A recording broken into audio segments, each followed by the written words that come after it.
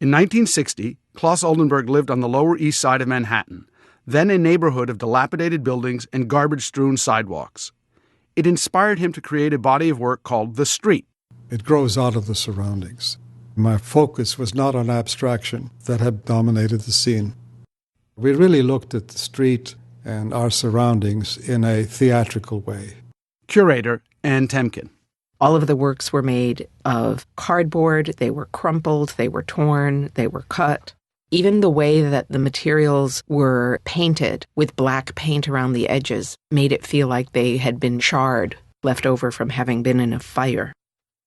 Not having a great deal of money, I found it useful to use the material of the street as I found it.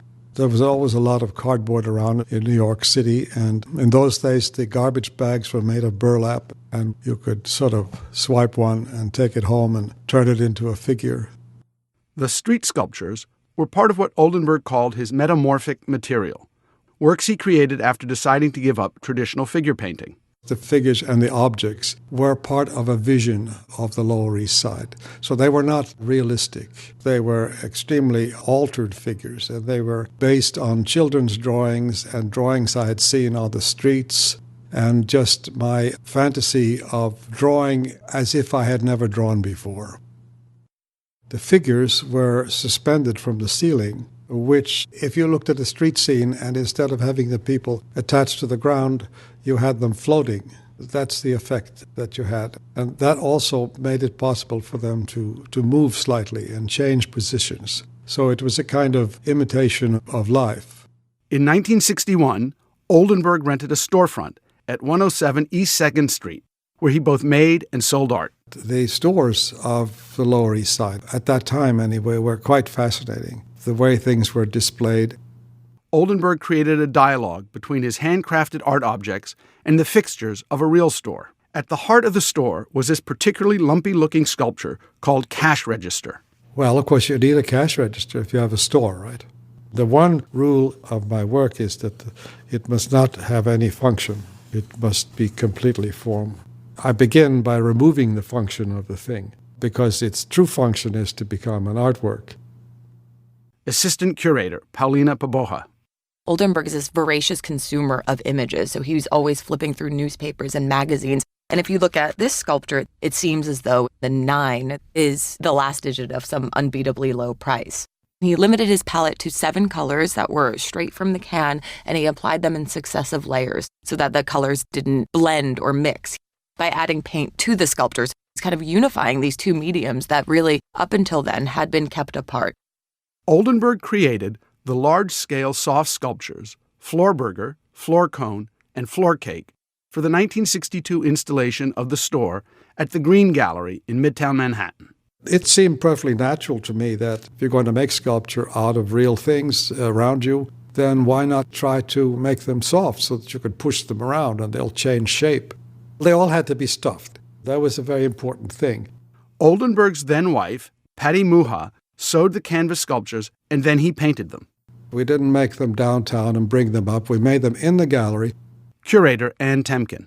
The Pepsi sign is American as apple pie. It's got the same red, white, and blue that the American flag does. There's this patriotism that he both affectionately portrays and also mocks. The role of the capitalist economy at this very lowest level of exchange was for Oldenburg a way of bringing to people's attention the contradictions and the ambiguities of the market economy that ruled not only buying and selling of cans of soda, but the buying and selling of art. The Mouse Museum and Ray Gun Wing are presented in conjunction with Claes Oldenburg, The Street and the Store. Curator Ann Temkin. During the course of his life, Oldenburg has had a passion for collecting various objects. After a while, he began to sort them and categorize them as if they were the precious objects in a museum. He presented at the exhibition Documenta 5 in 1972 in Germany, the Mouse Museum, which was a structure filled with shelves into which visitors could go and observe the very painstakingly arranged dozens and dozens of little ordinary American cheap knickknacks. Along with the found things, there were also little studio-made objects that Oldenburg decided were qualified to join the Mouse Museum. They were things somewhere between chance objects and artworks. Many of them did serve as starting points for artworks. The museum is designed as a giant mouse head with an entrance through the nose. The mouse is a favorite motif of Oldenburg's. From the 1960s on, his geometric mouse appears throughout his work. It comes in many sizes, all the same form. It's a kind of antidote to Mickey Mouse. Like many museums, the Mouse Museum soon needed to expand. In 1977, Oldenburg added the ray gun wing. Ray gun became a catch title for all sorts of things. Looking down on the street, I would find this angle in the shape of a ray gun everywhere. And I would collect the ray guns. They became quite an obsession. If you spell ray gun backwards, it's Nugyar, which is very close to New York. New York, Nugyar.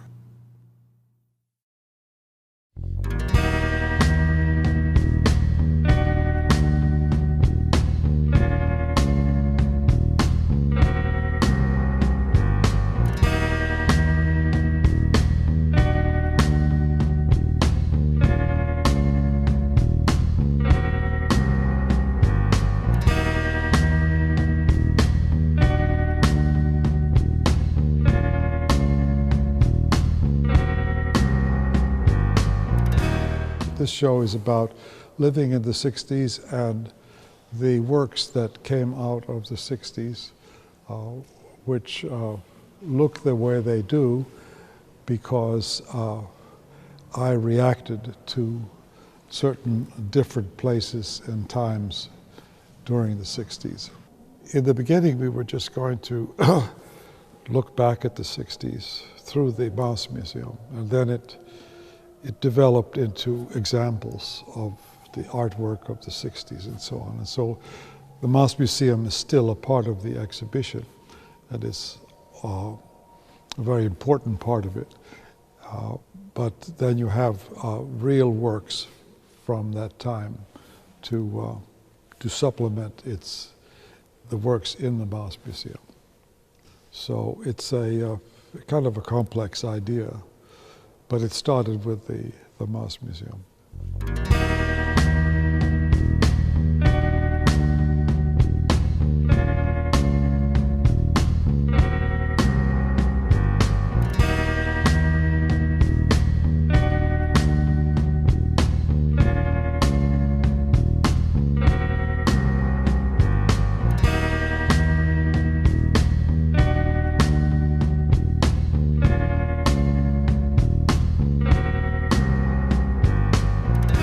The images are coming from the street. Of course, they're highly changed, metamorphosized, and but they are all derived from the street.